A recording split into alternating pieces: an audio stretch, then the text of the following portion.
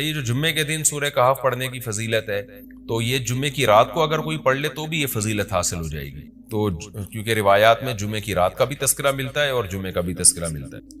الحمدللہ الذی، تمام تعریفیں اس اللہ کے لیے ہیں، انزل علی عبدہ الکتاب، جس نے اپنے بندے پر کتاب کو نازل کیا، ولم یجعل لہ عوجا، اور اس کتاب میں اس نے کوئی کجی نہیں رکھی. یہ قرآن کا کمال ہے. آپ الحمد سے لے کے والناس تک پڑھیں، دو اور دو چار کی طرح اس کی آیتیں اور اس کے مضامین سمجھ میں آتے ہیں. قرآن کے علاوہ کوئی بھی مذہبی کتاب آپ پڑھ لینا تو آپ کو سمجھ میں نہیں آئے گی کہ یہ کیا کہا جا رہا ہے اس میں، اور وہ باتیں نیچر کو اپیل بھی نہیں کریں گی، اور انسان وسوسوں کا شکار ہو جائے گا اور مصیبت میں پڑ جائے گا. لیکن قرآن کے دعوے کتنے واضح ہیں، اور دعووں میں تناقض نہیں ہے. قرآن نے کہا خدا ایک ہے، ہر جگہ یہی کہا کہ ایک ہے. محمد صلی اللہ علیہ وسلم کو کہا کہ نبی ہیں، بشر ہیں نبی ہیں. تو بشریت کو ثابت کیا قرآن نے. جہاں نبی صلی اللہ علیہ وسلم سے اوٹ پٹانگ معجزوں کا مطالبہ کیا گیا تو بتا دیا گیا میں بشر ہوں. ایک ہی دعویٰ رہا ہے مسلسل شروع سے آخر تک، اور آخری نبی ہونے کا جب دعویٰ کیا گیا تو آخری ہی، یہ نہیں کہ پھر قرآن میں اشارے دے دی ہوں کہ کوئی اور نبی بھی آئے گا. تو تناقض نہیں ہے قرآن میں. نماز کو فرض کیا تو نماز فرض ہے. تو یہ جتنے مضامین، پھر اخلاقیات کی جو تعلیم دی وہ تعلیم سیم ہے. تو یہ ہے کہ عوج نہیں ہے، بالکل نیچر کو اپیل کرنے والی دو اور دو چار کی طرح صاف ستھری باتیں قرآن مجید میں. یہ خود قرآن کا ایک بہت بڑا معجزہ ہے. آپ کبھی بھی کسی جھوٹے آدمی کو جب سنیں گے نا، اس کی باتوں میں ٹکراؤ بہت ہوگا. میں ایک دفعہ تحقیق کر رہا تھا، یہ منکرین حدیث جو ہیں جنہوں نے کہا، دعویٰ کیا کہ حدیث حجت نہیں ہے، تو ہمارے شیخ حضرت مفتی رشید احمد صاحب رحمہ اللہ تعالی نے اصل الفتاویٰ کی دوسری جلد میں ان کے خلاف بہت کچھ لکھا ہے. تو اس میں ایک بڑی دلچسپ بات یہ تھی کہ جب یہ منکرین حدیث کا جو بانی ہے نا، پرویز نام تھا اس کا، پورا نام اس وقت ذہن میں نہیں ہے، تو اس کی کتابوں سے حضرت نے تناقض نکالا. مفتی رشید احمد صاحب رحمۃ اللہ علیہ نے تناقض کیا نکالا؟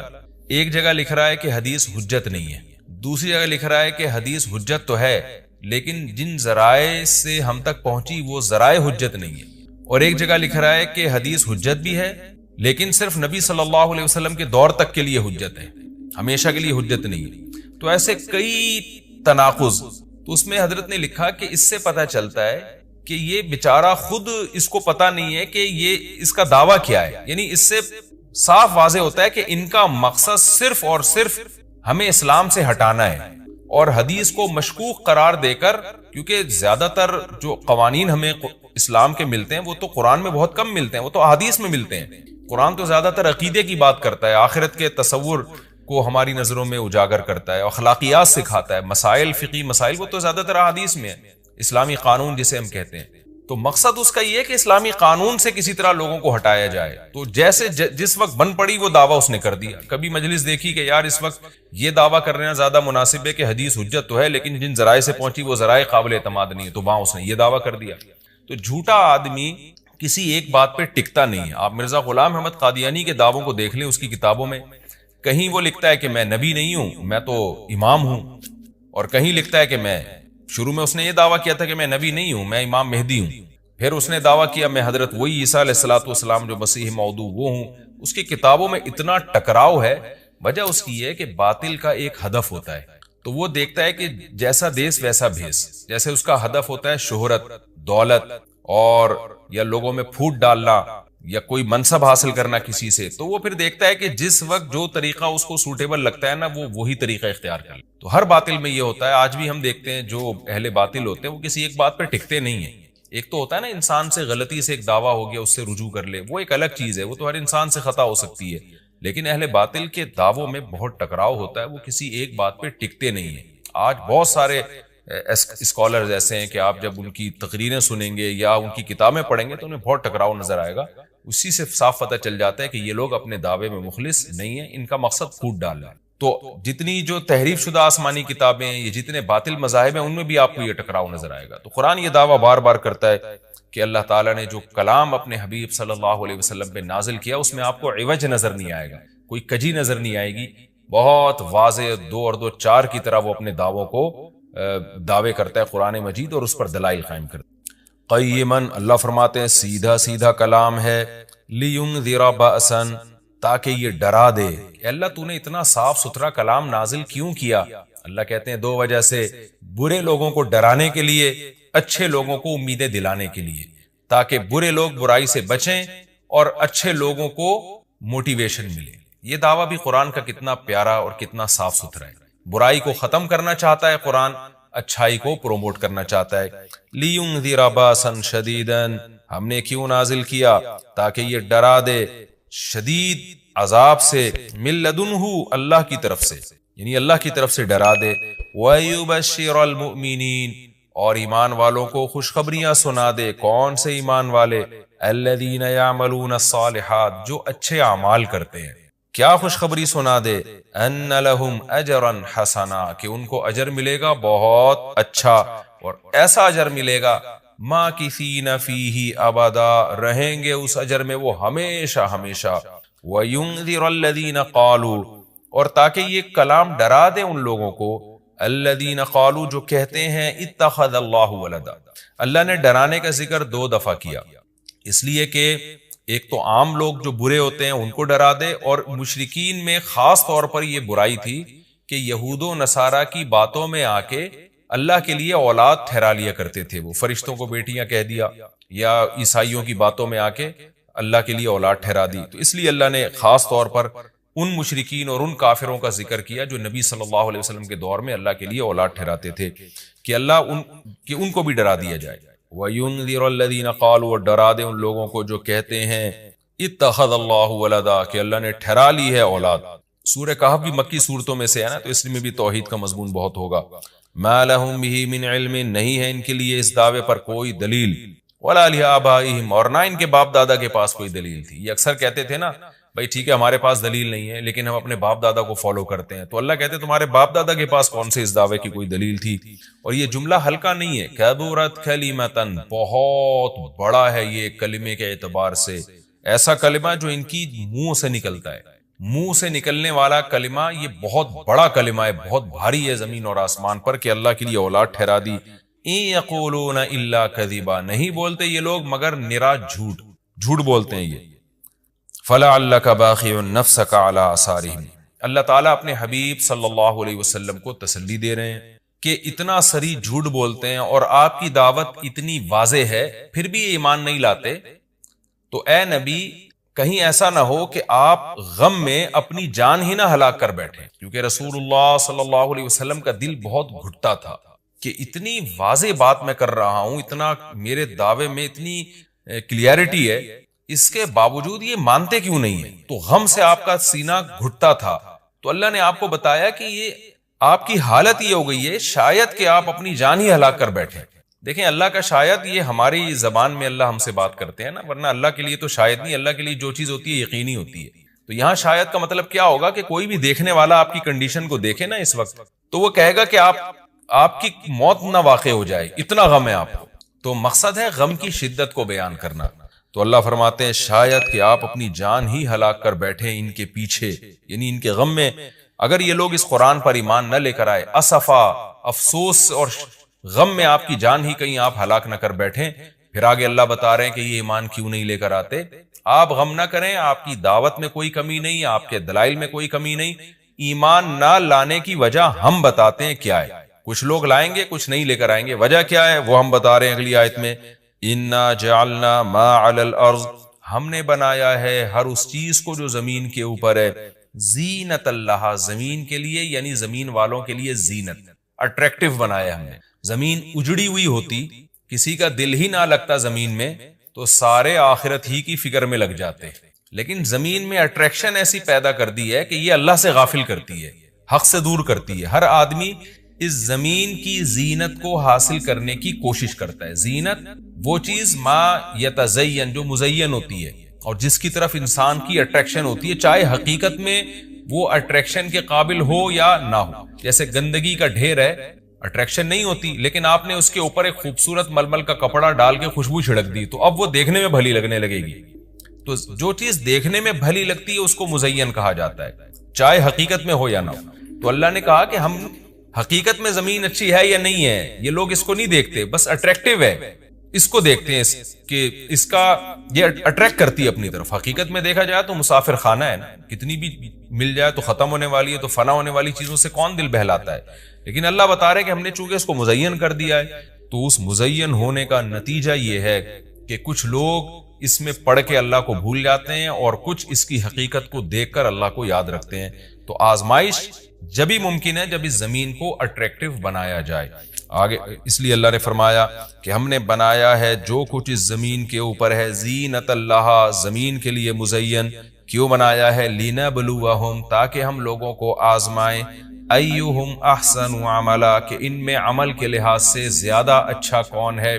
اگر زمین کو مزین نہ بنایا جاتا تو سارے عمل کے لحاظ سے بہت اچھے ہو جاتے، کیونکہ قربانی نہ دینی پڑتی. اب اس مزین زمین کی بہت سی چیزوں کو چھوڑنا پڑتا ہے. نماز کے وقت دکان چھوڑنی پڑتی ہے، اور صدقات و خیرات کے وقت مال کی قربانی دینی پڑتی ہے، اور جو شریعت کے جتنے بھی احکام ہیں تو جاہ کی قربانی دینی پڑتی ہے، منصب کی قربانی دینی پڑتی ہے.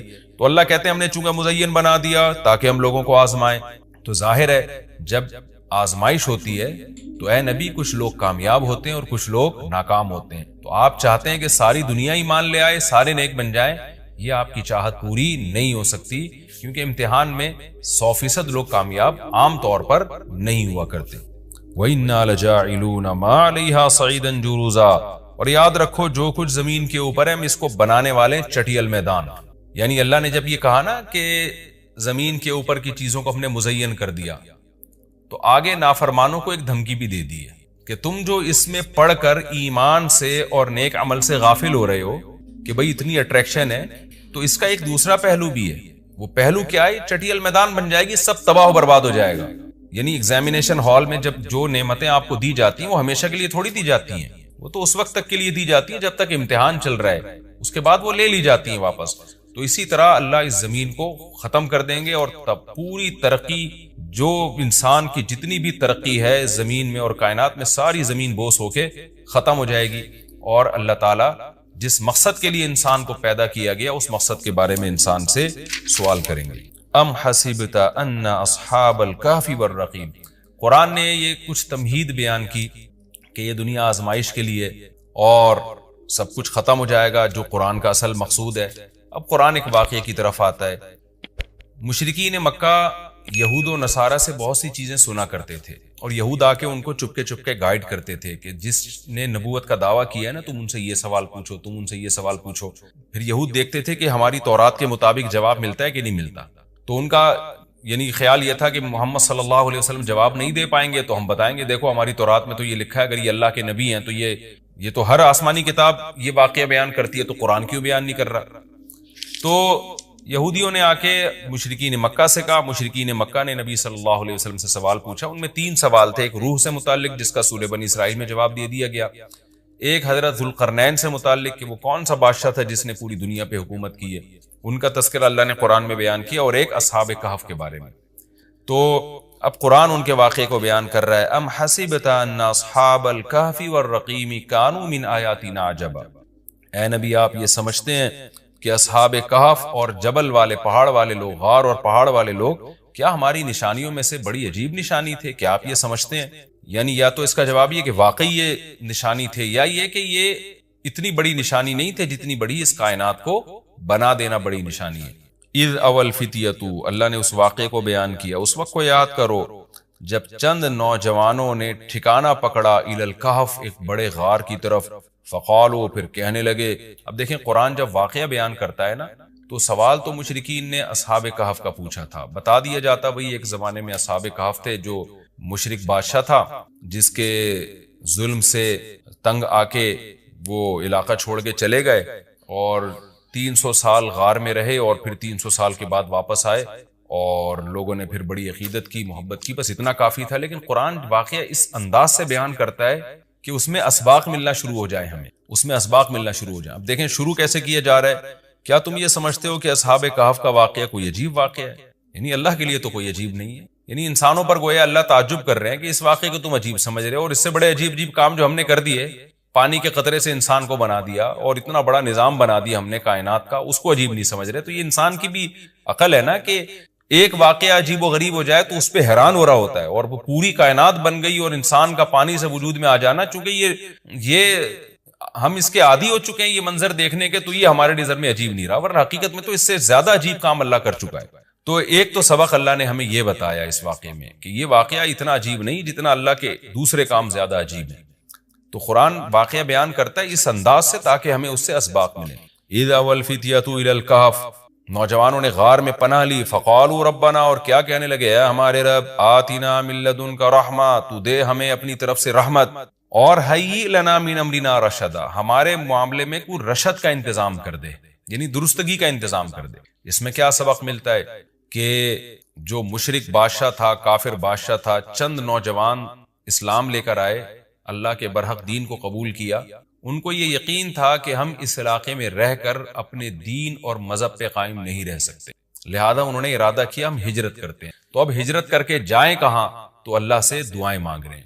اس سے کیا پتہ چلتا ہے کہ جب آپ کے لیے کسی علاقے میں رہ کر دین پر چلنا ناممکن ہو تو آپ پر لازم ہے کہ آپ اس علاقے کو چھوڑیں. ایک بات. نمبر دو، چھوڑ کر آپ اللہ پہ اعتماد اور توکل کریں کہ جس اللہ نے مجھے یہاں کھلایا وہ کہیں اور بھی کھلا سکتا ہے. نمبر تین، اللہ سے دو قسم کی دعائیں مانگیں. نمبر ایک، اے اللہ تو میرے لیے رحمت کا انتظام کر دے، یعنی اپنا رحم کر تاکہ تیری رحم کی وجہ سے ہمارے لیے معاملات آسان ہو جائیں. نمبر دو، تو ہمیں گائیڈ کر، ہیئ لنا من امرنا رشدا کا مطلب سیدھا راہ دکھا، ہمیں بتا کہ ہم نے جانا کہاں ہے، کس ملک میں اسٹے کرنا ہے، سفر کیسے کرنا ہے. یہ بالکل ایسے ہی ہے جیسے موسیٰ علیہ الصلوۃ والسلام سے غلطی سے قتل ہو گیا، تو اب مدین سے جب نکلنا تھا، مصر سے جب نکلنا تھا تو راستہ معلوم نہیں تھا، تو وہاں بھی اللہ تعالیٰ سے آپ موسیٰ علیہ السلام نے دعا مانگی کہ وَلَمَّا تَوَجَّهَ تِلْقَاءَ مَدْيَنَ قَالَ عَسَىٰ رَبِّي أَن يَهْدِيَنِي سَوَاءَ السَّبِيلِ، مجھے امید ہے میرے رب مجھے سیدھا راستہ دکھائے گا. تو جب انسان کو راستے معلوم نہ ہو، گائیڈنس نہ مل رہی ہو کہ جانا کہاں ہے، کہاں اسٹے کرنا ہے، تو ایسے موقع پہ اللہ سے سیدھے راستے کی دعا مانگنی چاہیے. تو یہاں بھی انہوں نے دعا مانگی کہ اللہ تو ہمارے لیے رحمت کا انتظام کر دے اور ہمارے لیے ہمیں گائیڈ کر دے کہ ہم نے جانا کہاں ہے، کہاں اسٹے کرنا ہے. تو قرآن کہتا ہے ہم نے ان کی دعا کو قبول کی. فَضَرَبْنَا عَلَىٰ آذَانِهِمْ، رحمت کا انتظام کیسے ہوا کہ ہم نے غار کے اندر گئے، ان کے کتے کو ساتھ لے کر غار کے اندر گئے، اور وہاں انہوں نے کہا کہ فی الحال ہم یہاں لوگوں سے چھپ جائیں، کسی طریقے سے پناہ میں آ جائیں، پھر دیکھیں گے جی اٹھ کے ہم نے جانا کہاں ہے. تو قتل کے خوف سے نکلے اور غار میں جا کے آرام کیا. تو اللہ کہتے ہیں ہم نے ان کے کانوں پہ پردہ ڈال دیا، سلا دیا گہری نیند، سنین عددا، کئی سال تک. ثم بعثناہم، پھر ہم نے ان کو جگایا، لنعلم ای الحزبین، تاکہ ہم دیکھیں، جس کا نتیجہ یہ نکلا کہ ہم یہ دیکھنا چاہتے تھے ان دونوں میں سے کون سا فریق ایسا ہے احصا لما لبثوا امدا، جو مدت کے اعتبار سے زیادہ کاؤنٹ کرنے والا ہے اس مدت کو، لما لبثوا، جس مدت تک یہ لوگ ٹھہرے. یعنی اللہ تعالیٰ بھی گویا ان کو دیکھ کے خوش ہو رہے ہیں کہ دیکھیں ان کے آپس میں تبصرے کیا ہوتے ہیں، کیونکہ کسی کے ساتھ ایسا کبھی نہیں ہوا. تو اب جب یہ اٹھیں گے تو اللہ کی گویا کہ اللہ تعالیٰ بھی ان کی بات کو دیکھ کرنا ایک خوش ہو رہے ہیں ان کو دیکھ کے کہ دیکھو میں یہ باتیں آپس میں کیا کرتے ہیں. تو کسی نے کیا کہا، کسی نے کیا کہا، یہ سارا تذکرہ آگے آئے گا. یہ واقعہ آگے بھی چلے گا اور انشاءاللہ اس کی تفصیل اگلے رکوع میں زیادہ آئے گی. ہمارا یہ رکوع الحمدللہ کمپلیٹ ہو گیا اور وقت بھی تقریباً کمپلیٹ ہی ہونے والا ہے ہمارا. تو انشاءاللہ اگلے ایپیسوڈ میں اس واقعے کو ہم مکمل کریں گے. تفسیر اس کی بہت آسان ہے، زیادہ ڈیٹیل میں جانے کی ضرورت نہیں ہے. اور میں بار بار بتاتا ہوں کہ یہ جو میں تفسیر کے لیکچر ریکارڈ کروا رہا ہوں، اس کا بنیادی مقصد صرف اور صرف یہ ہے کہ جب آپ قرآن مجید کی تلاوت کریں تو آپ کو سمجھ میں آئے کہ آپ کیا پڑھ رہے ہیں، کیا سن رہے ہیں. تلاوت سنیں تو سمجھ میں آئے کہ کیا سن رہے ہیں آپ، تراویح میں یا ویسے نارملی جب آپ تلاوت کرتے. اس تفسیر کے لیکچر کا مقصد لمبی چوڑی تفسیریں نہیں ہیں، کیونکہ میں اگر چاہوں تو ایک رکوع میں 6 مہینے لگا دوں اس کی ڈیٹیل بیان کرنے میں، اور چاہوں تو میں مختصر رکھوں اس کو. تو میں نے مختصر اس لیے رکھا ہے کہ آپ کو قرآن سمجھ میں آئے، لہذا قرآن سامنے رکھ کر آپ بیٹھا کریں اور ایک ہی لائنوں والا قرآن ہمیشہ رکھیں. 15 لائنوں والا ہے تو پوری زندگی پھر 15 لائنوں والوں سے تلاوت کریں، 16 لائنوں والا ہے تو 16 لائنوں والے سے آپ تلاوت کریں، تاکہ آپ کو جب وہ صفحہ سامنے ہوگا نا تو آپ جب بھی تلاوت کریں گے تو آپ کو اس کا مفہوم انشاءاللہ ذہن میں آئے. تو قرآن کی بیس آپ کی مضبوط ہو جائے. باقی تفسیریں تو پھر اتنی لمبی تفسیریں ہیں، وہ پڑھتے چلے جائیں، اس میں علمی نکات بہت ہیں. تو میں چاہتا ہوں آپ کی بیس مضبوط ہو جائے. جب قرآن پڑھیں آپ تو عربی میں ہی سمجھ میں آئے آپ کو. سورہ کہف میں بہت سارے واقعات بیان ہوئے. اصحاب کہف کا واقعہ سب سے پہلے بیان ہوا، کہ انہوں نے کیسی اللہ کے لیے قربانی دی. پھر اللہ تعالیٰ نے خضر علیہ السلام کا واقعہ بیان کیا, ذوالقرنین کا واقعہ بیان کیا. یہ سارے نیک بندوں کے واقعات تھے. اب ایک خلاصہ بیان کیا جا رہا ہے کہ ان سب کا حاصل کیا ہے کہ اچھا عمل کرو اور برائی سے بچو. اور اس میں سب سے بڑی رکاوٹ تھی مشرکین کے غلط عقیدے. وہ اچھے عمل کو شرک کو اچھا عمل سمجھتے تھے, تو اس کی نفی کی گئی ہے کہ اچھا عمل وہ ہے جس کو اللہ اچھا کہے. تو پورے رکوع میں یہی ہے کہ اگر ابھی بھی نہیں مانتے تو پھر آخرت میں تمہارے لیے جہنم کی آگ ہے. کیونکہ ان سب واقعات کا اور ان سب باتوں کا حاصل خلاصہ یہی ہے کہ عمل اچھا کرو, آخرت پر یقین کرو, توحید کا مذہب اختیار کرو اور نیک اعمال اختیار کرو, ورنہ تمہارے لیے جہنم کی آگ ہے. تو اللہ تعالیٰ فرماتے ہیں افحسب الذین کفروا ان یتخذوا عبادی من دونی اولیاء, کیا وہ لوگ جو کافر ہیں انہوں نے یہ گمان کر رکھا ہے کہ وہ ٹھہرا لیں مجھے چھوڑ, میرے بندوں کو ٹھہرا لیں مجھے چھوڑ کر اپنا دوست. یعنی اس تفصیل جو ہم نے سورہ کہف میں بیان کی ہے اس کے بعد بھی یہ گمان کر رکھا ہے کہ یہ کوئی ٹھیک عمل ہوگا کہ ذوالقرنین کو فتح دینے والا اللہ, خضر علیہ السلام کے پاس موسیٰ علیہ السلام کو بھیجنے والے اللہ, پھر تکوینی امور خضر علیہ السلام کے ذریعے کیسے کیسے کام اللہ کر رہا ہے, پھر اصحاب کہف کو کیسے اللہ نے بچایا, اور اللہ نے اپنی کتنی قدرت اور نعمت و باغ والوں کا واقعہ اللہ نے بیان کیا کہ اللہ پر اعتماد نہیں کیا, توکل نہیں کیا, کیسے ان کا باغ ہلاک ہو گیا. تو ان سب باتوں کے بعد پھر یاجوج ماجوج کا اللہ نے بیان کیا. تو ان سب باتوں کے بعد بھی کیا تم یہ سمجھتے ہو کہ یہ کوئی مناسب کام ہے کہ تم میرے بندوں کو, یعنی جو میرے غلام ہیں ان کو معبود بنا لو؟ غلام کا بھی معبود ہو سکتا ہے, یعنی اولیاء یہاں دوست سے مراد ہے, ان کو معبود بنا لینا. انا اعتدنا جہنم للکافرین نزلا, ایسے کافروں کے لیے تو ہم نے جہنم تیار کر کے رکھی ہے. نزلا بطور مہمانی کے, یہ تحکم کہتے ہیں اس کو, یعنی اس کو مہمانی تو نہیں ہے حقیقت میں, لیکن جب آپ کسی کو بڑی شدید وعید سناتے ہیں تو آپ یہی کہتے ہیں کہ تو آ, میں تیرا اکرام کروں گا زہر کے ذریعے. تو وہاں اکرام کا لفظ ایک مجازن استعمال کیا جاتا ہے, اور اس کو بیان کرنے کے لیے کہ یہ جیسے اکرام میں پورا اہتمام کیا جاتا ہے نا, تو تجھے مارنے کا بھی ہم نے پورا اہتمام کیا ہے. تو مجازن اس کو مہمان نوازی سے تعبیر کیا جاتا ہے, دعوت سے تعبیر کیا جاتا ہے. آگے اللہ فرماتے ہیں قل هل ننبئکم بالاخسرین اعمالا, کیا ہم تمہیں ان لوگوں کو نہ بتائیں جو خسارے کے اعتبار سے بہت بڑے خسارے والے ہیں. بہت بڑے خسارے والا اس لیے کہا کہ دو قسم کے لوگ خسارے میں ہوتے ہیں. ایک وہ جو برا عمل کریں اور اس کو برا سمجھ کے کریں, ان کو پتہ ہے کہ ہمیں سزا ملے گی اس کی, اور سزا ملتی ہے, اللہ تعالیٰ ہم سب کو محفوظ رکھے. دوسرا وہ لوگ ہیں جو برا عمل کر رہے ہیں لیکن یہ سمجھ کے کر رہے ہیں کہ یہ اچھا ہے, تو وہ امیدیں لگا کے بیٹھے ہوتے ہیں کہ اس کا ہمیں بہت فائدہ ہوگا. تو یہ زیادہ خسارے والے لوگ ہیں, کیونکہ ان کی تو امیدوں پہ بالکل پانی پھر جائے گا. ان کے ساتھ تو وہ ہوگا جن کی ان کو توقع ہی نہیں تھی. ایک آدمی امتحان کی تیاری ہی نہیں کرتا, ایک طالب علم, ایک اسٹوڈنٹ تیاری ہی نہیں کرتا, اسے پتا ہے میں نے فیل ہونا ہے, لیکن ایک تیاری کر رہا ہے فزکس کی, حالانکہ پیپر جو ہے میتھ کا آنے والا ہے. تو جب اس کے سامنے پیپر آئے گا تو اس نے تو اتنی محنت کی ہوگی فزکس کے لیے, اور پتا چلا پیپر جو ہے وہ میتھ کا ہے جس کا آپ کو پتہ ہی نہیں تھا کہ تیاری نہیں کی, اس کا غم کتنا ہوگا. تو اللہ فرماتے ہیں آؤ ہم تمہیں بتاتے ہیں. کچھ لوگ دنیا میں ایسے ہیں جو اعمال کے لحاظ سے بڑے خسارے میں ہیں. یہ وہ لوگ ہیں الذین ضل سعیہم فی الحیات الدنیا, کی دنیا کی زندگی میں ہی ان کی کوشش ضائع کر دی ہم نے, یعنی آخرت تک پہنچنے نہیں دیا اس کوشش. وہم یحسبون انہم یحسنون صنعا, جبکہ وہ یہ سمجھ رہے ہیں کہ وہ بہت زیادہ اچھی کوششیں کر رہے ہیں اور خدا ان سے بہت خوش ہو رہا ہے اور ان کوششوں پہ ان کو بہت زیادہ اجر ملنے والا ہے. مشرک یہی کرتا ہے نا, بدعتی یہی کرتا ہے, کافر یہی کرتا ہے. وہ چند چیزوں کو ٹھیک کر کے سمجھتا ہے کہ میں ہمیشہ کے لیے کامیاب ہوں, حالانکہ وہ سب ضائع ہو رہی ہیں, برباد ہو رہی ہیں, کیونکہ توحید کے بغیر اور وہ اعمال جن کو اللہ اس کے رسول نے اچھا کہا ہو, تو اللہ رسول سے پوچھے بغیر اگر کوئی عمل آپ کرتے ہیں تو آپ کی نظر میں اچھا ہے, وہ اللہ کی نظر میں اچھا نہیں, وہ ضائع ہو رہا ہے. تو فرمایا کہ اولئک الذین کفروا بآیات ربہم, یہ وہ لوگ ہیں جنہوں نے اپنے رب کی آیات کا انکار کیا. تو جو اپنے رب کی آیات کا انکار کرتا ہے وہ عمل کتنا ہی اچھا کر رہا ہو, اس بیچارے کو یہ پتہ نہیں ہے کہ اس کا یہ عمل ضائع ہو رہا ہے, دنیا میں ختم ہو جائے گا. وَلِقَائِهِ, اور یہ وہ لوگ ہیں جنہوں نے اپنے رب کی ملاقات کا انکار کیا. کسی کا اگر یہ عقیدہ نہیں ہے کہ قیامت قائم ہوگی, مجھے میرے اعمال کا حساب و کتاب دینا پڑے گا, تو قرآن سے پتہ چلتا ہے وہ کتنا ہی اچھا عمل کر لے, ساری انسانیت کو کھلائے, خدمت کرے اور دنیا کو امن سے بھر دے, لیکن اللہ کہتے ہیں کہ میری نظر میں اس کے عمل کی کوئی ویلیو نہیں, کیونکہ اس نے میری باتوں پہ یقین نہیں کیا, اس کو اہمیت ہی نہیں دی. جیسے کہ آگے اس کی اور ڈیٹیل آ رہی ہے. فَحَبِطَتْ أَعْمَالُهُمْ, اللہ فرماتے ہیں ان کے اعمال برباد ہو گئے. فَلَا نُقِيمُ لَهُمْ يَوْمَ الْقِيَامَةِ وَزْنًا, ہم قیامت کے دن ان کے عمل کے لیے وزن نہیں قائم کریں گے. وزن کا مطلب اس کو وزن دیں گے ہی نہیں, اس کو ویلیو نہیں دیں گے. تو عمل تو ہوگا ان کے پاس, کیونکہ آخرت میں تو سب کچھ سامنے آئے گا, اچھا عمل بھی برا عمل بھی, لیکن اس کے عمل کو وزن نہیں, کیونکہ وزن کے لیے ضروری ہے ایمان اور اخلاص.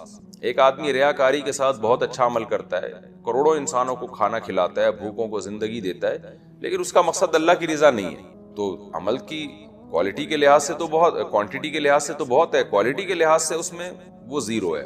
لیکن ایک آدمی آدھی کھجور دیتا ہے، نیت اللہ کو راضی کرنا ہے، تو اس آدھی کھجور کے صدقے میں بھی اللہ تعالیٰ بہت وزن ڈال دیں گے۔ تو اخلاص سے اور ایمان، ان دو چیزوں سے عمل میں وزن پیدا ہوتا ہے۔ تو اللہ کہتے ہیں ہم ان کے عمل کو قیامت کے دن وزن نہیں دیں گے۔ ذالک جزاؤہم جہنم، اور یہ ان کی جزا جہنم ہے، ان کو بتا کے دکھا کے کہا جائے گا بما کفروا، اس لیے کہ تم نے بہت بڑا جرم کیا تھا، تم نے خدا کا انکار کیا تھا۔ اب تم انسانیت کی خدمت کر کے یا لوگوں سے خوش اخلاقی سے پیش آ کے تم سمجھتے ہو کہ اچھا عمل کر رہے ہو، تو ٹھیک ہے اچھا عمل ہے، لیکن اس کے ساتھ ایک بہت برا جرم بھی تو تم نے کیا نا، اپنے بنانے والے کا تم نے انکار کیا۔ واتخذوا آیاتی ورسلی ہزوا، اور میری آیات اور میرے پیغمبروں کو مذاق بنا لیا۔ مذاق کا مطلب سیریس نہیں لیا ہوں۔ ہزوا یہ سنجیدگی جو ہے نا، جب ہم کوئی کام سنجیدگی سے کرتے ہیں اس کے اپوزٹ ہے کہ ہزو، تو ہزل بھی اسی معنی میں آتا ہے، اور ہزوا کا معنی میں ذرا توہین کا عنصر زیادہ ہے کہ سیریس نہیں۔ ابھی ایک ٹاپک فیس بک پہ چلا ہے، اس پہ بہت نیگیٹو کمنٹس آئے ہیں، وہ میرا ایک بیان کا ایک شارٹ کلپ بنایا ہے کسی چینل نے اور اپلوڈ کیا ہے، اس میں یہ کہ کیا عورت شوہر کا نام لے سکتی ہے کہ نہیں لے سکتی۔ کسی نے مجھ سے سوال کیا تھا کہ کیا عورت اپنے شوہر کا نام لے سکتی ہے کہ نہیں لے سکتی، یا مننے کے ابا ہی کہے گی وہ، تو اس کا میں نے جواب دیا تھا کہ ہمارے عرف میں اس کو بے ادبی سمجھا جاتا ہے، جس کے عرف میں بے ادبی سمجھا جاتا ہو وہاں پر عورت کو چاہیے کہ اپنے شوہر کا نام نہ لے۔ اب چونکہ آج کل ہر آدمی مفتی بنا ہوا ہے، اور میں نے جو اس پر اشکالات تھے نا اس کا بھی جواب دیا تھا، تو لوگوں نے نیگیٹو کمنٹس، کچھ لوگوں نے حدیثوں کے حوالے کہ صحابیہ تو اپنے شوہر کا نام لیتی تھی، اس مفتی کو حدیث کا بھی نہیں پتا، قرآن کا بھی نہیں پتا، اور اس مفتی نے ایسی بات کی ہے کہ قرآن و حدیث کا تو کوئی ریفرنس دیا ہی نہیں ہے۔ تو بہت زیادہ چونکہ نیگیٹو کمنٹس ہیں اور بہت ہی بدتمیزوں والا، یعنی انسان جب بات کرتا ہے نا تو پتہ چل جاتا ہے کہ اس کے آباء و اجداد کا تعلق کہاں سے ہوگا، خاندان کیسا ہے، جو ورڈنگ استعمال کرتے ہیں نا وہ، تو بہت زیادہ نیگیٹو کمنٹس ہیں۔ اس مسئلے کو میں دوبارہ بیان کر دوں۔ دیکھو ایک بات یاد رکھو، یہ اس میں بھی میں نے کہی ہے کلپ میں، سمجھ میں نہیں آئی لوگوں کے، تو میں ذرا ڈیٹیل میں بتاتا ہوں۔ لباس کا تعلق عرف سے ہوتا ہے کہ نہیں ہوتا؟ کچھ چیزیں ایسی ہیں جن کا تعلق براہ راست قرآن و حدیث سے نہیں ہے، بلکہ ان کا تعلق ہمارے کلچر سے ہے۔ مثال کے طور پر آپ سے اگر کوئی یہ کہتا ہے، کسی مفتی سے کوئی آ کے پوچھے کہ کیا میں قمیض اتار کے نماز پڑھ سکتا ہوں، تو مفتی اگر عقل مند ہوگا وہ کہے گا کہ قمیض اتار کر نماز نہ پڑھیں، یہ بے ادبی ہے، کہے گا کہ نہیں کہے گا؟ اب آپ کہیں کہ حدیث کا حوالہ، تو بھائی حدیث کا حوالہ اگر دے گا نا، حدیث اس کے اپوزٹ ہے۔ صحیح ہے، بخاری کی حدیث ہے، جابر بن عبداللہ رضی اللہ تعالیٰ عنہ بغیر قمیض کے نماز پڑھ رہے تھے۔ کسی نے پوچھا اس طرح نماز ہو جاتی ہے، آپ کیوں پڑھ رہے ہیں ایسے؟ فرمایا میں اس لیے ایسے پڑھ رہا ہوں تاکہ تیرے جیسا احمق مجھے دیکھ کر سوال کرے کہ ایسا کیوں کر رہا ہوں۔ صحیح ہے نا، تیرے جیسا احمق مجھ سے سوال کرے۔ پھر کہا کہ نبی صلی اللہ علیہ وسلم کے دور میں ہمیں 2 جوڑے میسر نہیں ہوتے تھے، تو ازار ہے تو قمیض نہیں، بسا اوقات ایسے ہی پڑھتے تھے۔ اب بخاری کی حدیث سے تو پتہ چل رہا ہے کہ قمیض اتار کے نماز پڑھنا کیا ہے۔ جابر بن عبداللہ باقاعدہ یہ عمل کر کے دکھا رہے ہیں کہ، اور تاکہ جو اعتراض کرے اس پہ حماقت کا بھی فتویٰ لگا رہے ہیں۔ اب آپ یہ حدیث کا حوالہ دے کے لوگوں کو قمیضیں اتروا دیں، یہ عقل مندی کا کام ہوگا؟ بولو نا بھائی، یہ پاگل ہونے کی علامت ہوگی۔ یہ اس کی علامت ہے آپ نے بخاری طوطے کی طرح رٹی ہوئی ہے، آپ کے اندر سینس نہیں ہے، نہ آپ نے فقہ پڑھا نہ اصول فقہ پڑھا جو قرآن و حدیث کو سمجھنے کے لیے وضع کیا گیا ہے۔ بھائی اس زمانے میں جب چونکہ صحابہ کو جوڑے میسر نہیں تھے تو قمیض اتار کے نماز پڑھنا بے ادبی نہیں سمجھا جاتا تھا، وہ تو کلچر کا حصہ تھا، غریب لوگ تھے۔ اصحاب صفہ میں ہم دیکھتے ہیں کہ حدیث میں آتا ہے کہ ایک دوسرے کی طرح پشت کر کے بیٹھے ہوئے تھے، کیونکہ لباس سطر ڈھانپنے کے لیے اتنا تھوڑا تھا کہ وہ ایک دوسرے کی طرف رخ کر کے بیٹھنا ان کے لیے مشکل تھا، اتنی غربت تھی۔ آج کون ایسا غریب ہوگا جو بیچارہ قمیض نہ پہن سکے؟ اور ایک معاشرے میں پورا پراپر ڈریس پہننا یہ ہمارے معاشرے کا کلچر بن چکا ہے، اس کو بے ادبی سمجھا جاتا ہے۔ کسی تقریب میں آپ بغیر قمیض کے نہیں جا سکتے، تو آپ اللہ کے سامنے بغیر قمیض کے کیسے کھڑے ہوگے بھائی؟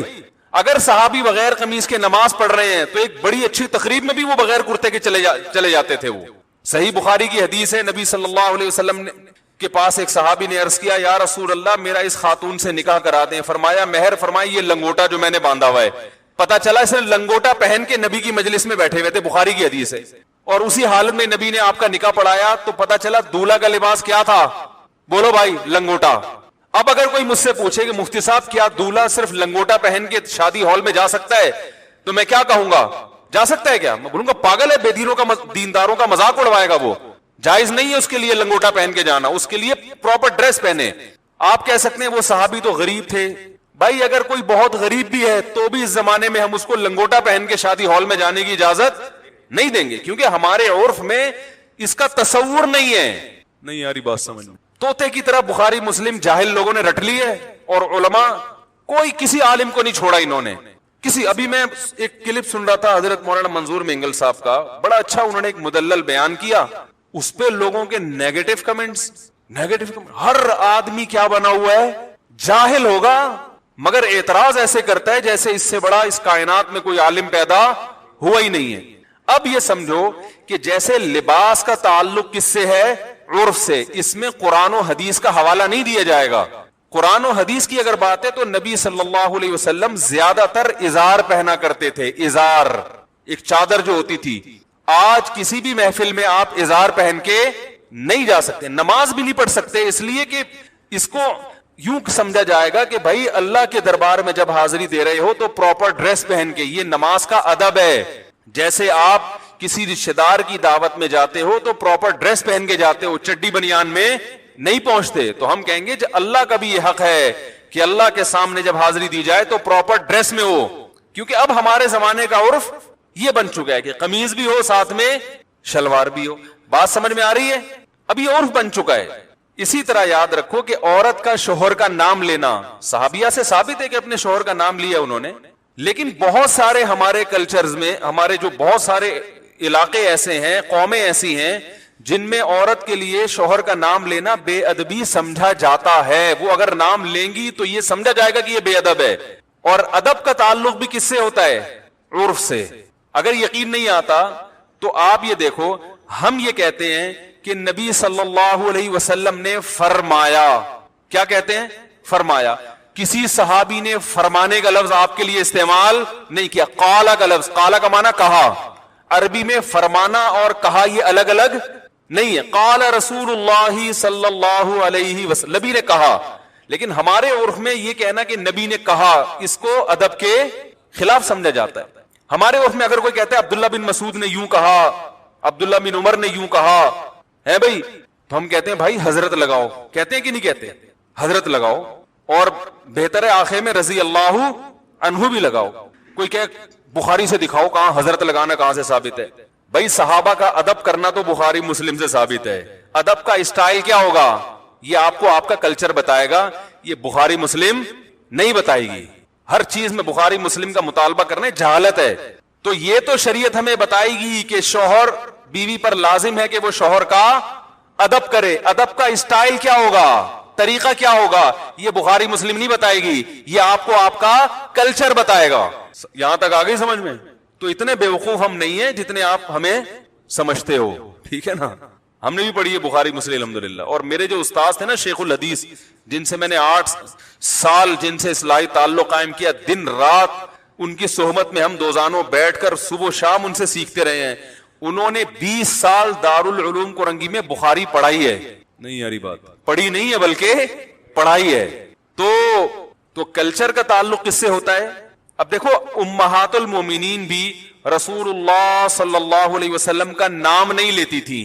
کبھی حدیث میں آتا ہے کہ زوجہ نے کہا یا محمد, آپ کہہ سکتے ہیں اس لیے نہیں لیتی تھی کہ نام لینا ادب کے خلاف, اور وہ چونکہ نبی تھے اور قرآن نے ان کا نام لینے سے منع کیا کہ ایسے مت پکارو جیسے دوستوں کو پکارتے ہو. تو اس سے اتنی بات تو ثابت ہوتی ہے کہ بسا اوقات نام لینا بے ادبی سمجھا جاتا ہے. تو جس قوم میں نہیں سمجھا جائے گا وہ نام لیں, جس قوم میں سمجھا جاتا ہے وہ نام نہ لیں. اور آسان مثال بتاؤں, دیکھو اللہ نے عورت کا جو پردہ عورت پہ فرض کیا ہے, سگے بھائی سے پردہ فرض نہیں ہے. ایسا ہی ہے نا, سگے بھائی سے پردہ فرض نہیں. سگے بھائی کے سامنے عورت اپنی کلائیاں کھول سکتی ہے, اپنی پنڈلیاں کھول سکتی ہے, یعنی ان کا پردہ نہیں ہے. سر کے بال دکھا سکتی ہے, اس کا پردہ نہیں ہے. لیکن शरीफ खानदानों में इसको मायूब समझा जाता है और शरीयत ने भी इसको मायूब समझने पर पाबंदी नहीं लगाई। किसी भी अच्छे खानदान में कभी ऐसा नहीं होता कि लड़की जो है ना वो घुटनों तक स्कार्फ पहन के भाई के सामने आके बैठ जाए। अच्छे खानदानों में हमने देखा है कि जवान बेटी जब बाप के सामने बैठती है तो सर पे बोलो ना दुपट्टा लेती है, क्योंकि उर्फ में इसको अच्छा समझा जाता है। तो अदब का ताल्लुक किससे है? कल्चर से, बहुत हद तक कल्चर से है, बहुत हद तक उर्फ से है। बाज लोगों ने ये भी नेगेटिव कमेंट्स किए, इश्काल किया है कि अच्छा अगर कल्चर ही को फॉलो करना है तो कितनी गलत रसूमात हैं जो शरीयत के खिलाफ हैं, फिर तो वो सब हलाल हो जाएंगी। तो भाई शरीयत के खिलाफ होना अलग बात है, अगर शरीयत ने उसको गलत करार दिया है फिर हम उसको गलत कहेंगे, या उसके नताइज गलत निकल रहे हैं तो भी गलत कहेंगे। औरत अपने शौहर का नाम ले या ना ले, शरीयत ने इसमें दोनों चीजें रखी हुई हैं, भाई ले भी सकती है और नहीं भी ले सकती। शरीयत ने यह कहा भाई अदब करो, किसी कौम में अदब के खिलाफ समझा जा रहा है तो नाम ना ले, अदब के खिलाफ नहीं समझा जा रहा तो वो नाम ले, क्योंकि उसमें बुरा नहीं समझा जाएगा इसको। हम इसको इसलिए प्रोमोट करते हैं इस कल्चर को, नाम लेने वाले को, कि शरीयत में शौहर का बहुत एहतराम है जो आजकल खत्म। तो हम कहते हैं कुछ थोड़े बहुत तमीज आदाब बाकी रह गए, इसको तो बाकी रहने दो, इसकी वजह से थोड़ा सा शौहर का एहतराम रहेगा। यानी जो नताइज इस पे जो मुरतब हो रहे हैं वो अच्छे मुरतब हो रहे हैं, वो बुरे मुरतब नहीं हो रहे, वो ऐसे नताइज मुरतब हो रहे हैं जो शरीयत चाहती है। जैसे शरीयत ने अब्बा के सामने बेटी को दुपट्टा लेने का हुक्म नहीं दिया मगर पाबंदी भी नहीं लगाई।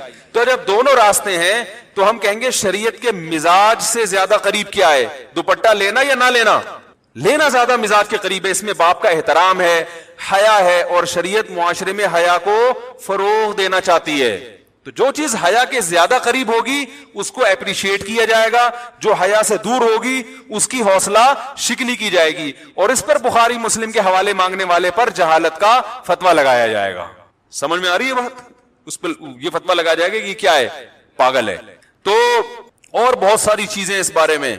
तो जो औरतें शौहर का नाम लेती है ले, मैंने ये थोड़ी कहा कि गुनाह मिल रहा है या नाजायज है। अदब, अगर कल्चर इसकी इजाजत नहीं देता तो अदब क्या है कि नाम ना ले भाई। अच्छा मुझे ये बात बताओ, बड़े भाई का नाम लेना, कोई आपसे पूछे कि बड़ा भाई है 10 साल उम्र में आपसे बड़ा है, उसको नाम लेके पुकारना, अगर ये मसला मुझसे पूछा जाता या किसी भी मुफ्ती से पूछा जाएगा, वो क्या कहेगा? नाम से पुकारना अदब के खिलाफ है, बल्कि उसको भाईजान कहना चाहिए, बड़े भैया कहना चाहिए, यही है ना। अब आपको हदीस में तो आता है कि फलां साहबी ने अपने बड़े भाई का नाम लिया है। भाई अरबी में बड़े भाई के लिए कोई भाईजान जैसा लकब या इससे मिलता जुलता कोई लकब हमारे इल्म में नहीं है, वो तो नाम लेते थे। अब आप कहो कि इस मुफ्ती ने ये कहा है कि बड़े भाई का नाम न लो, और इस पर कोई कुरान और हदीस की हवाला इसने पेश नहीं किया। ये सब अंधे मुकल्लिद हैं, ये सिर्फ अपनी दुकानें चमकाने के लिए बैठे हुए हैं, इनको कुरान और हदीस बिल्कुल भी नहीं आता। अल्हम्दुलिल्लाह आपसे ज्यादा अच्छा आता है और आपसे ज्यादा अच्छा समझ भी सकते हैं उसको।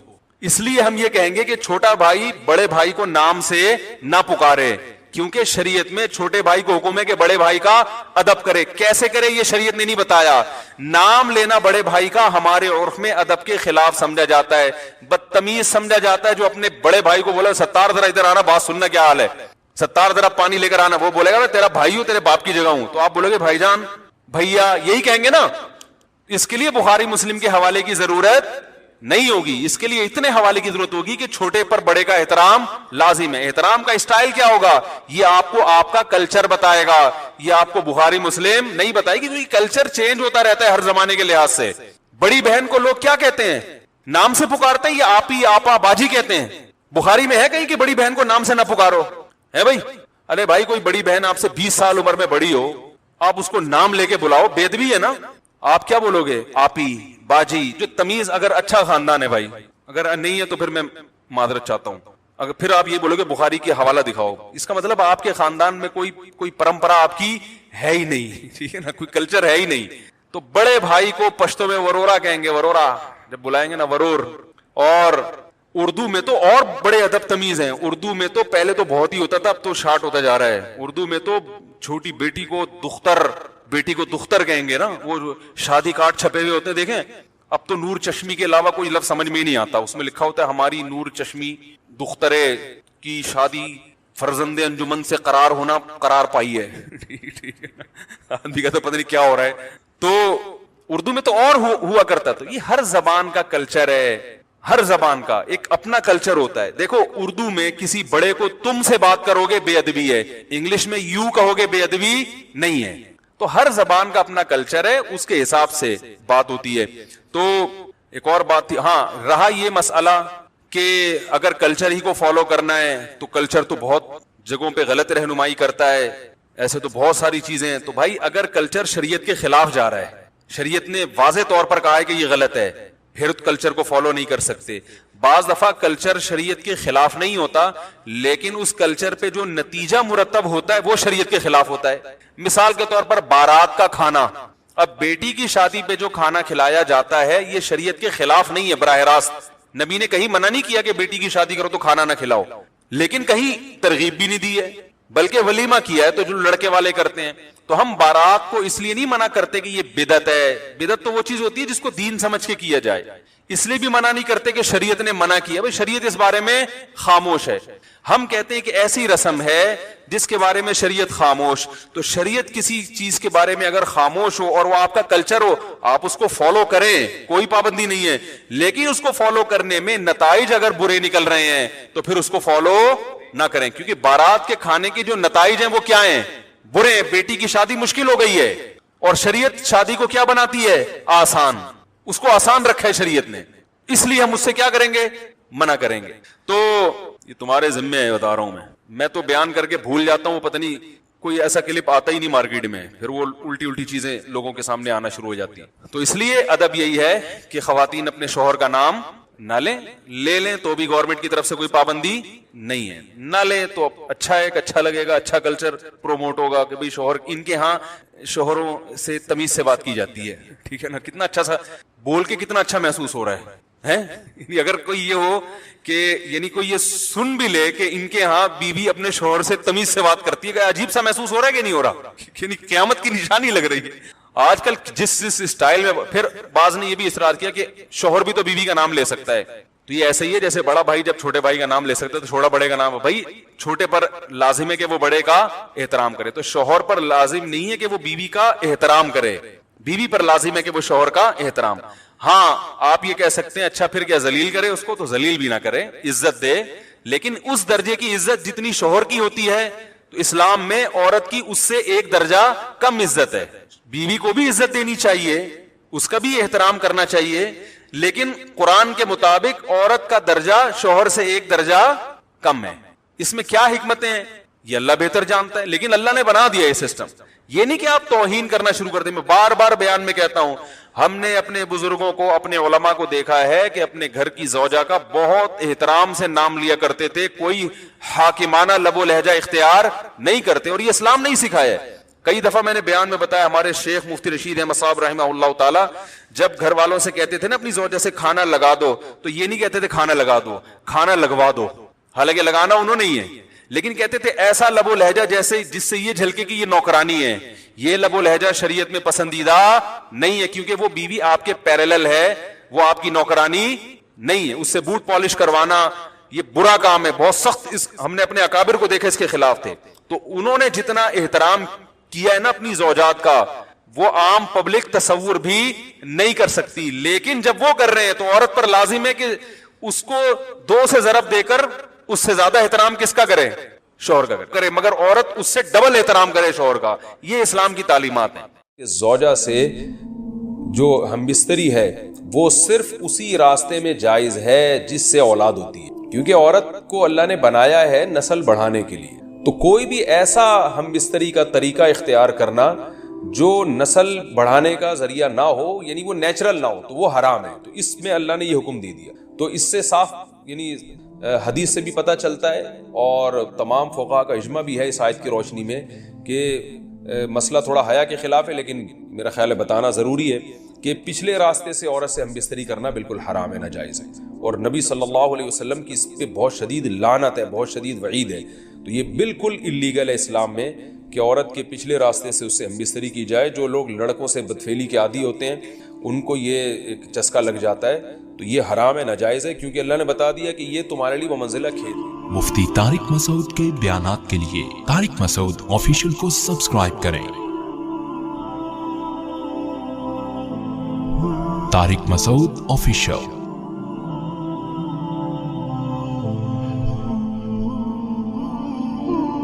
अल्लाह ने इरशाद फरमाया निसाउकुम हर्फुल लकुम, तुम्हारी औरतें तुम्हारे लिए बमंजिला खेत के हैं। हर्स अरबी में खेत को कहते हैं। तो बमंजिला खेत के हैं। जैसे बीज डाला जाता है खेत में और उससे पैदावार बढ़ती है, तो औरत की जो एक हैसियत है, नेचर ने जो उसकी एक हैसियत मुतय्यन की है, वो भी एक नस्ल बढ़ाने का जरिया है, जिसमें मर्द का जो स्पर्म है वो बतौर बीज के है और जो औलाद है वो एक पैदावार की। तो अल्लाह ने ये याद रखें, इस आयत को ना बहुत सारे गैर मुस्लिमों ने औरत के खिलाफ बहुत नेगेटिविटी फैलाई है कि देखो इस्लाम औरत की तौहीन करता है, उसको खेती से ताबीर करता है। तो कुछ लफ्ज़ किसी और ज़बान में जब वो जाते हैं ना, तो वो तौहीन का माना देते हैं। अरबी में जो हर्स का माना है ये ताज़ीम के लिए है, तौहीन के लिए नहीं है। उर्दू में जो खेती का माना है वो तौहीन के लिए इस्तेमाल होता है। खेती यानी जो पाँव में रूंदी डालने वाली, और ज़मीन जो है ना पाँव में गोया रूंदी, उसको रोंदा जा रहा है। तो इसलिए इसका उर्दू में बिल्कुल इसी तरह जो लोग तर्जमा कर देते हैं कि औरतें तुम्हारी खेतियाँ हैं, तो ये तर्जमा मेरा ख्याल है इसलिए दुरुस्त नहीं है कि उर्दू में इसका मफहूम ही चेंज हो जाता है। यानी गोया एक इज्जत के लिए जो लफ्ज़ अल्लाह ने इस्तेमाल किया वो ज़िल्लत का ज़रिया बन जाता है। तो इसलिए किसी भी ज़बान में जब हम किसी भी लफ्ज़ का तर्जमा करते हैं तो उस ज़बान के हमें मुहावरों को देखना चाहिए कि उस ज़बान में ये लफ्ज़ किस माना में इस्तेमाल हो रहा है। मिसाल के तौर पर हो सकता है कुत्ता का लफ्ज़ किसी ज़बान में वफ़ादारी के लिए इस्तेमाल होता हो, किसी को लोग डॉग कहते हो तो उसका मकसद होता है वफ़ादार इंसान है, लेकिन हमारे यहाँ उर्दू में गाली है वो, और आप बोलें कि भाई वो फलां कौम डॉग कहती है तो हम कुत्ता कहेंगे, तो आप जब उसका तर्जमा उर्दू में करेंगे तो कुत्ते से नहीं कर सकते। तो इसी तरह ये अरबी का जो लफ्ज़ है इसमें भी ये चीज़ गौर यानी मलहूज रहनी चाहिए। तो इसलिए इसका तर्जमा किया जाएगा तुम्हारी औरतें तुम्हारे लिए पैदावार बढ़ाने का जरिया है, नस्ल बढ़ाने का जरिया है। फातू हरथकुम, तुम अपने इस नस्ल बढ़ाने के जरिए के पास आओ, अन्ना शितुम, जैसे चाहो, वक़द्दिमू लिअन्फुसिकुम, और अपने नफ्सों के लिए आगे भेजो, यानी औलाद की नीयत से आया करो ज़ौजा के पास और आखिरत के लिए इंतज़ाम करो, यानी औलाद पैदा करके जो ताकि दुनिया और आखिरत में तुम्हारे लिए, फ्यूचर में तुम्हारे लिए काम आए। दुनिया भी दाखिल है, आखिरत भी दाखिल है। तो ये आयत का भी एक शान नुज़ूल है कि सहाबा किराम तो चूँकि जो ख़वातीन थी मक्का में सदियों से वो लोग आबाद थे, उनके सफ़र ख़ास तौर पे औरतों के सफ़र बहुत ही कम हुआ करते थे। तो जब हिजरत हुई है और जो है ना हिजरत करके बहुत सारी सहाबियात मदीना आई हैं, तो मदीना में उनके निकाह दूसरी कौमों में हुए, फिर अंसार साहबा से भी हुए। तो चूँकि तक़वा था उन ख़वातीन में, लिल्लाहियत थी, तो बाज़ जगह ऐसे वाक़यात हुए कि मियाँ बीवी के जो आपस का रिलेशन होता है, ज़ाहिर है वो हर कौम में और हर जो है ना शख्स का मिजाज दूसरे से मुख्तलिफ होता है। तो बाज़ मर्दों ने इस तरह से अपनी ज़ौजात के साथ हमबिस्तरी की कि उन ख़वातीन को फिर इश्काल हुआ कि पता नहीं इस तरह से हमबिस्तरी करना जायज़ भी है या नहीं है। तो उन्होंने नबी सल्लल्लाहु अलैहि वसल्लम से ये मसला पूछा कि या रसूलल्लाह, हमारे शौहर हमारे पास इस तरह से आते हैं तो क्या ये जायज़ है या नहीं। तो उनके सवाल को भी मुबहम रखा गया और कुरान ने उसके जवाब को भी किनायतन बयान किया, क्योंकि मसला बज़ाहिर हया के ख़िलाफ़ है। तो कुरान जब भी कोई ऐसी बात होती है तो इशारतन किनायतन उसका तस्करा कर देता है ताकि मसला भी वाज़े हो जाए, क्योंकि ज़ाहिर है इसकी ज़रूरत तो क़यामत तक आने वाले इंसानों को पड़ सकती है ना। ये तो हर मियाँ बीवी का अपना एक ज़ाती मसला होता है कि हमें किस तरह से परमिशन है, किस तरह से परमिशन नहीं है। तो अल्लाह ताला ने भी इशारतन ही इस हुक्म को कुरान में बयान कर दिया। कुरान में इसलिए बयान किया कि ताकि इसमें कोई इज्तिहादी इख्तिलाफ की गुंजाइश ना रहे। तो अल्लाह ने कुरान मजीद में बयान किया, फरमाया निसाउकुम हर्सुल लकुम, तुम्हारी जो अज़वाज हैं, तुम्हारी जो बीवियां हैं, वो तुम्हारे लिए बमंजिला खेत हैं। खेत का मतलब क्या होता है? पैदावार बढ़ाने का जरिया। तो इसमें सबसे पहला मसला तो कुरान ने ये बयान कर दिया कि ज़ौजा से जो हमबिस्तरी है वो सिर्फ उसी रास्ते में जायज़ है जिससे औलाद होती, क्योंकि औरत को अल्लाह ने बनाया है नस्ल बढ़ाने के लिए। तो कोई भी ऐसा हमबिस्तरी का तरीका इख्तियार करना जो नस्ल बढ़ाने का जरिया ना हो, यानी वो नेचुरल ना हो, तो वो हराम है। तो इसमें अल्लाह ने ये हुक्म दे दिया। तो इससे साफ यानी हदीस से भी पता चलता है और तमाम फ़ुक़हा का इजमा भी है इस आयत की रोशनी में कि मसला थोड़ा हया के ख़िलाफ़ है, लेकिन मेरा ख्याल है बताना ज़रूरी है कि पिछले रास्ते से औरत से हमबिस्तरी करना बिल्कुल हराम है, नाजायज़ है। اور نبی صلی اللہ علیہ وسلم کی اس پہ بہت شدید لعنت ہے، بہت شدید وعید ہے. تو یہ بالکل اللیگل ہے اسلام میں کہ عورت کے پچھلے راستے سے اس سے ہم بستری کی جائے. جو لوگ لڑکوں سے بدفعلی کے عادی ہوتے ہیں ان کو یہ ایک چسکا لگ جاتا ہے، تو یہ حرام ہے، ناجائز ہے، کیونکہ اللہ نے بتا دیا کہ یہ تمہارے لیے بمنزلہ کھیت کے ہیں. تو اس میں قرآن نے وہ جو سوال تھا نا اس کی طرف اشارتاً جواب دے دیا، اور آگے فرمایا فاتو حرسکم، تم اپنے کھیت کے پاس آؤ، یعنی پیداوار بڑھانے کا جو ذریعہ ہے اس جگہ کی طرف آؤ، انا شئتم، جیسے چاہو، یعنی باقی جس طرح سے تم چاہو زوجہ سے ہم بستری کر سکتے ہو، اس میں کوئی خاص طریقہ متعین نہیں ہے. میاں بیوی کا ایک دوسرے سے کوئی پردہ نہیں ہے. ہن لباس لکم وانتم لباس لہن، یہ دونوں ایک دوسرے کے لیے لباس ہیں. تو اس میں طریقہ کار کوئی بھی ہو سکتا ہے، کسی بھی طرح سے کرنا چاہو ایک دوسرے سے لطف اندوز ہو سکتے ہو. لیکن فاتو حرسکم، آنا موضع حرس میں ہے. حرس کا مطلب وہ اس جگہ کی طرف آنا ہے جہاں سے نسل بڑھتی ہے، کسی اور راستے کی طرف. اس سے صاف طور پر جو ہے نا وہ جو فاسق فاجر لوگوں کی جو برائی ہے، جو لڑکوں سے بدفعلی کے نتیجے میں پیدا ہوتی ہے، اس کا اللہ نے قلع قما کر دیا کہ اس کی اسلام میں بالکل اجازت نہیں ہے.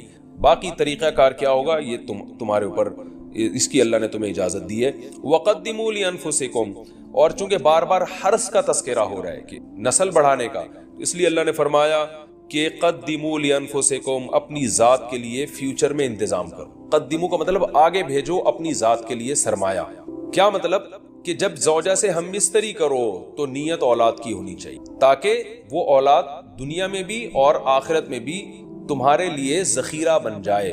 تو یہ نسل بڑھانے کی بہت زبردست ترغیب ہے اس آیت میں. اور اس آیت میں اللہ نے عورت کا کہ بہت ساری ذمہ داریوں میں سے ایک بڑی ذمہ داری کا بھی بیان بتا دیا کہ عورت کو اللہ نے بنایا ہے. جو مرد اور عورت کا جو فرق رکھا ہے نا، اس فرق کی بڑی وجہ یہی ہے کہ مرد کے اسپم کو اللہ نے بیج کے طور پہ پیدا کیا ہے اور عورت کو اللہ نے زمین کے طور پہ. تو بیج اور زمین کے ملاپ کا بنیادی مقصد ہی نسل بڑھانا، پیداوار بڑھانا ہوتا ہے، نہ یہ کہ نسل روکنا.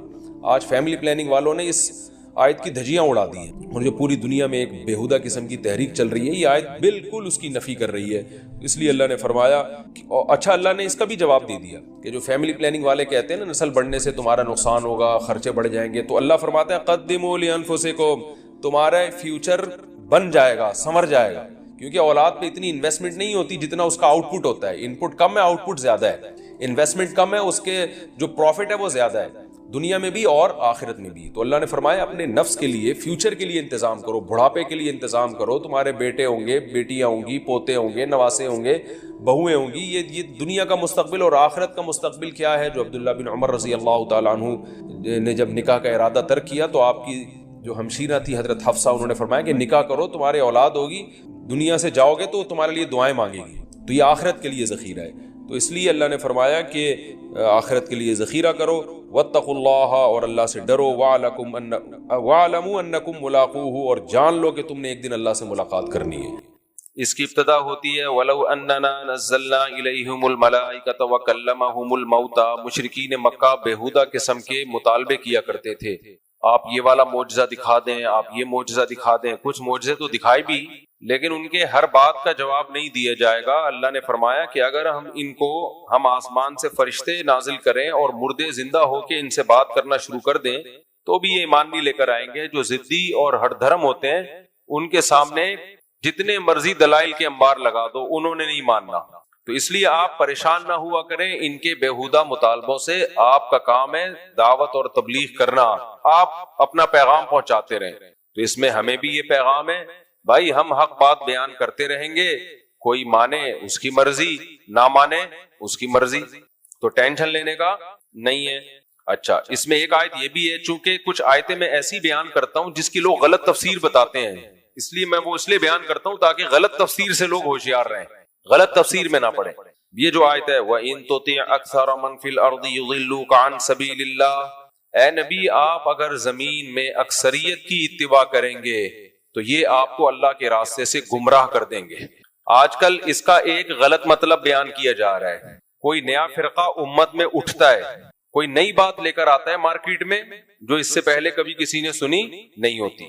جب علماء رد کرتے ہیں کہ بھائی پوری امت ایک طرف جا رہی ہے، تم 1.5 اینٹ کی الگ مسجد کیوں بنا رہے ہو، تو وہ دلیل میں آیت پیش کرتے ہیں کہ تم اگر اکثریت کو فالو کرو گے تو گمراہ ہو جاؤ گے. دیکھو قرآن کہہ رہے اکثریت کو فالو مت کرنا. او بھائی یہ مطلب آیت کا نہیں ہے. یہ نبی صلی اللہ علیہ وسلم کے دور میں نازل ہوئی جب اکثریت کافروں کی تھی، دنیا شرک اور کفر سے بھری ہوئی تھی. اس میں اکثریت سے مسلمانوں کی اکثریت مراد نہیں ہے، کیونکہ مسلمانوں کی اکثریت کو تو فالو کرنے کا حکم دیا گیا ہے. مسلمانوں میں اکثریت گمراہی پہ جمع نہیں ہو سکتی. جب کوئی ایمان والے ہیں، قرآن و سنت کو حجت مانتے ہیں، تو ان میں اکثریت، بہت اکثریت کا کسی بات پہ جمع ہونا یہ اس کے برحق ہونے کی ایک بہت بڑی علامت ہے.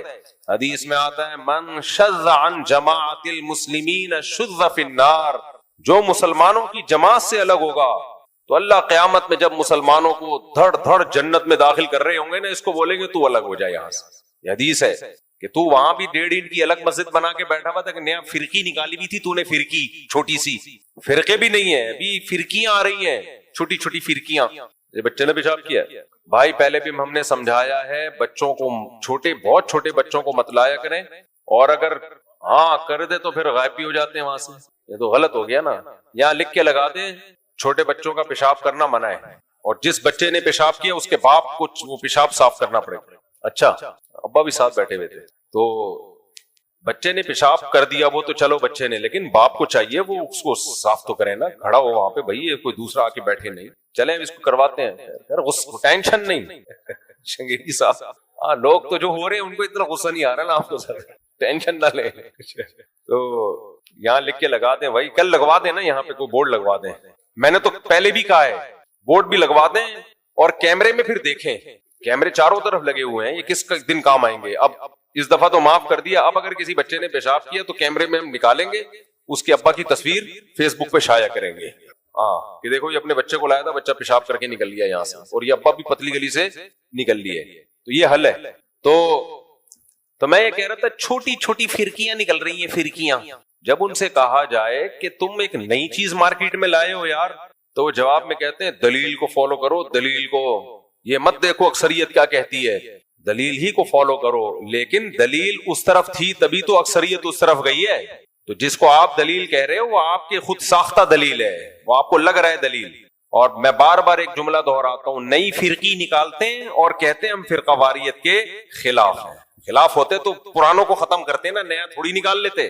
یہ منجن ہے، منجن اس زمانے میں یہ بہترین طریقے سے منجن چل رہا ہے.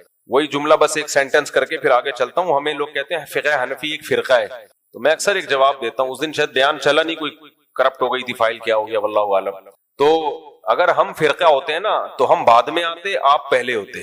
ہندوستان میں، برما میں، انڈیا میں، پاکستان میں، افغانستان میں اسلام تو حنفی لے کر آئے ہیں. تبھی حنفیوں کی کوئی پہلی مسجد نہیں دکھا سکتا اس پورے خطے میں کہ یہ احناف کی پہلی مسجد ہے. نہ جس دن اسلام آیا اسی دن سے احناف کی مسجدیں ہیں، کیونکہ لائے ہم لوگ تھے، ہمارے باپ دادے لائے تھے.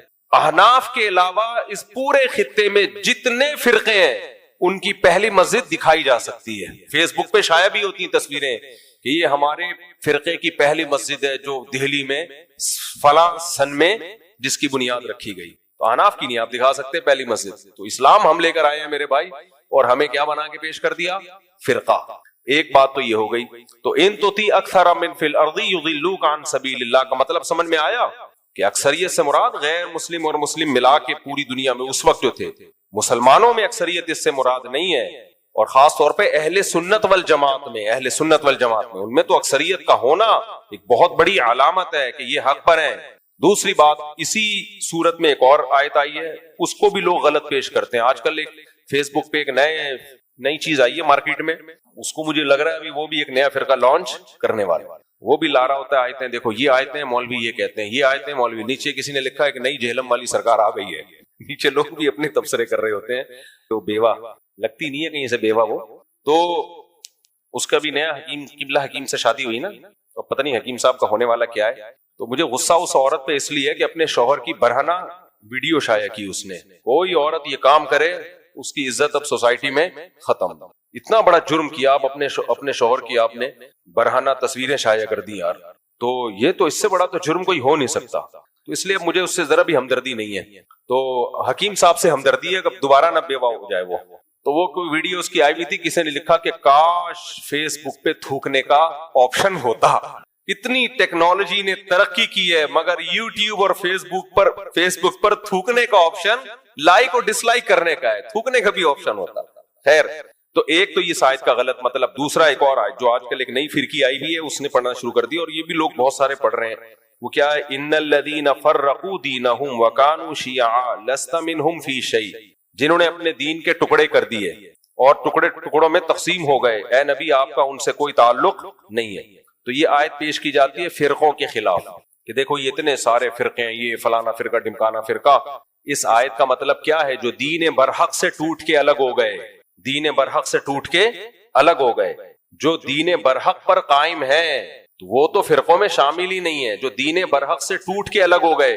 تو یہ آیت آپ جب پڑھیں جب آپ اپنے بارے میں ثابت کریں کہ ہم دین برحق سے ٹوٹ کے الگ نہیں ہوئے، ہم اسی دین برحق اور اسی کو فالو کرنے والے مسلمانوں کی جماعت میں سے ہیں، تو یہ بھی آپ کے خلاف آیت جا رہی ہے کہ جو جمہور امت سے ہٹیں گے، نیا فرقہ بنائیں گے، اس پہ یہ آیت منطبق ہوتی ہے، اور جو جمہور امت سے جڑے ہوئے ہیں بے شک کسی بھی نام سے ہوں وہ فرقوں میں داخل نہیں ہے، کیونکہ جمہور امت میں فروعی اختلافات ہمیشہ سے رہے ہیں۔ ان فروعی اختلافات کی بیس پہ کوئی حنفی ہے کوئی شافعی ہے تو یہ فرقوں میں شامل نہیں ہے، کیونکہ بیس سب کی ایک ہی ہے، قرآن اور سنت۔ اس کو سمجھنے میں اگر اختلاف ہوا ہے تو ہوتا رہے، وہ تو صحابہ میں بھی اختلاف تھا، وہ تو تابعین میں بھی اختلاف تھا، وہ تو تبع تابعین میں بھی اختلاف تھا، پھر تو پوری امت ہی جہنم میں جائے گی، بچے گا کون؟ یہ 4-6 آدمی رہ جائیں گے جو میں اکثر بیان کرتا رہتا ہوں، 4-6 آدمی رہ جائیں گے، سارے ہی برباد ہو جائیں گے پھر تو امت بہت بڑی تعداد میں جنت میں جائے گی، ہمیں حدیث سے پتا چلتا ہے۔ اور ان نئے نئے اسکالرز کو آپ جب سنتے ہو تو ایسے لگتا ہے 4-6 آدمیوں کے علاوہ کوئی جنت میں جانے والا نہیں ہے، سارے گھاس کھا رہے ہیں۔ تو یہ بھی آیت کا غلط مطلب پیش کیا جاتا ہے۔ اب ہم آگے چلتے ہیں دوسری آیتوں کی طرف۔ سورہ انعام میں اللہ نے ایک حکم ہمیں یہ بھی دیا، وَمَا لَكُمْ أَلَّا وَلَا تَأْكُلُوا مِمَّا لَمْ يُذْكَرِ اسْمُ اللَّهِ عَلَيْهِ، جس جانور پر اللہ کا نام نہ لیا جائے اسے مت کھایا کرو۔ یورپ امریکہ جانے والوں، جاپان میں رہنے والوں، حلال گوشت تلاش کیا کرو، صرف ٹھپوں سے گزارا نہیں ہوتا۔ وہاں بعض لوگوں نے حلال ٹھپے بنائے ہوئے، جو آ رہا ہے دے دنادن ٹھپے پہ ٹھپا، حلال حلال حلال، ایسا نہیں ہوتا۔ آپ کو تحقیق کرنی پڑے گی کہ ہینڈ سلاٹر سے باقاعدہ اللہ کا نام لے کے ذبح کیا گیا ہے کہ نہیں کیا گیا، اس وقت تک وہ گوشت حلال نہیں ہوگا۔ باہر ملکوں میں اس کی بہت تحقیق لازم ہے، اور یہ مشینی ذبیحہ بھی حلال نہیں ہے۔ اس پہ میں پہلے کئی بار دلائل دے چکا ہوں، اب دوں گا تو پھر ساری تفسیر کا لیکچر ہمارا اسی پہ چلا جائے گا۔ ہاتھ سے باقاعدہ اللہ کا نام لے کے ذبح کیا گیا ہو، ادروائز آپ کے لیے وہ میٹ کھانا حلال نہیں ہے۔ سمجھتے ہو؟ لوگ کہتے ہیں ایکچولی مجبوری ہے، کوئی گوشت کھانا فضیلت ہے، مجبوری نہیں ہے۔ ہندو سبزیاں کھا کھا کے 100 سال بھی جی لیتے ہیں، تو ہم ویجیٹیرین ہیں نہیں، ہم گوشت خور ہیں، لیکن حلال ملے تو۔ گوشت خور کا مطلب یہ نہیں ہے کہ جو بھی گوشت مل گیا متزل ہلا لیا، جو ملا کھا لیا، ایسا نہیں ہے۔ حلال گوشت کھائیں گے، ہینڈ سلاٹر ہو، مشینی ذبیحہ کو ہم حلال نہیں سمجھتے، کیونکہ مشین کو تھوڑی نام لینے کا کوئی اس کا یا اس کے ذبح کا ہو۔ اسی میں اللہ نے یہ بھی فرمایا وَذَرُوا ظَاهِرَ الْإِثْمِ وَبَاطِنَهُ، ظاہری گناہوں کو بھی چھوڑو، چھپے ہوئے گناہوں کو بھی چھوڑو۔ ان الذین یکسبون الاثم سیجزون بما كانوا یقترفون، جو گناہ کر رہے ہیں نا ان قریب اس کی سزا بھی ملے گی۔ آج اللہ کی رحمت کا ایسا تصور بنا کے پیش کیا جاتا ہے کہ بھائی اللہ بہت غفور الرحیم ہے، جو مرضی کرتے رہو وہ سب کیا کر دے گا؟ معاف کر دے گا۔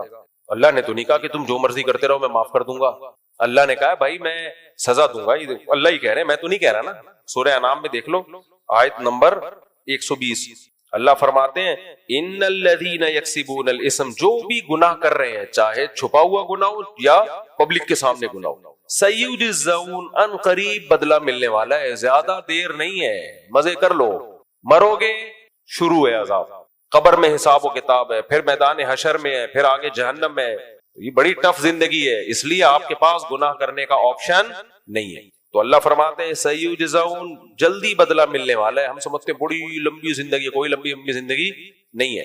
تو جو کر رہے ہو طبیعت سے چترول لگنے والے ہیں، سزا ملنے والی ہے۔ تو یہ بھی ہے، جہاں اللہ غفور الرحیم ہے وہاں عزیز ذو انتقام بھی ہے۔ تو ہمارے یہاں ایسا تصور پیش کر دیا جاتا ہے بس 27ویں کو مر جاؤ، اگلے پچھلے سارے معاف۔ رمضان میں مرا، بہنوں کی وراثت کھا کے مرا ہے، پھر بھی کہاں جائے گا؟ جنت میں۔ رمضان میں مرے، وہ رمضان میں مرنا یقیناً فضیلت ہے، یقیناً فضیلت ہے، اس فضیلت کا انکار نہیں ہے. 27ویں رات میں موت ہو گئی، فضیلت ہے، بڑی رات میں موت ہوئی ہے، لیکن اس کی وجہ سے یہ نہیں ہوتا کہ آپ اس گناہوں کو ہلکا سمجھنا شروع کر دیں. اسلام نے 27ویں رات کو اتنا فوکس نہیں کیا جتنا گناہوں سے بچنے کو فوکس کیا ہے. اس کی ویلیو زیادہ ہے. جتنے بھی پیغمبر دنیا میں آئے ہیں وہ لوگوں کو برائیوں سے روکنے کے لیے آئے ہیں. اس سے پتہ چلتا ہے اللہ کی نظر میں برائی سے بچنے کی ویلیو زیادہ ہے. ورنہ وہ پیغمبر آ کے بس رمضان کے فضائل سنا کے چلے جاتے، جو مرضی کرتے رہو. تبھی ہمارا بیڑا غرق ہوا ہے. بڑے سے بڑا گناہگار علانیہ کبیرہ گناہوں میں ہوتا ہے، وہ فلانی تاریخ کو مر گیا تو جنت میں، فلانی، لوگ کہتے ہیں کوئی بات نہیں یار، یہ تو کوئی اتنا بڑا ایشو ہے نہیں. تو انبیاء ڈراتے ہیں اللہ کے عذاب سے، قرآن بھی ڈراتا ہے. تو اس لیے ہمیں ڈرنا چاہیے. گناہ ہو گیا ہے تو سچی توبہ کر کے اللہ کو راضی کرو. جو توبہ کرنے والے ہیں ان کے لیے اللہ غفور رحیم ہے. توبہ کرنے والوں کے لیے غفور رحیم ہے، گناہگاروں کے لیے غفور رحیم نہیں. گناہگاروں کے لیے تو سیجزون، اللہ کہہ رہا ہے سزا ملے گی. تو اس لیے بچنا چاہیے، ڈرنا چاہیے اللہ کے عذاب سے. آگے ہم چلتے ہیں اس آیت سے. یا معشر الجن قد استکثرتم من الانس، اللہ نے قرآن میں فرمایا جنات سے خطاب کر کے کہ تم انسانوں سے تعداد میں زیادہ ہو. اس سے ہمیں یہ بھی پتہ چلتا ہے کہ جنات کی آبادی انسانوں کی آبادی سے زیادہ ہے. سائنس نہیں مانتی جنات کو تو نہ مانے، سائنس انکار بھی نہیں کر سکتی. بھائی جو چیز آپ کی پہنچ سے بالاتر ہے تو آپ کو کیا پتا وہ ہے یا نہیں ہے. سائنس نے کبھی یہ دعویٰ کیا ہی نہیں ہے کہ ہم نے سب کچھ ہمیں پتہ چل گیا ہے. بہت ساری مخلوق اللہ نے ایسی بنائی ہے جو مادی مخلوق ہی نہیں ہے، تو وہ ٹریس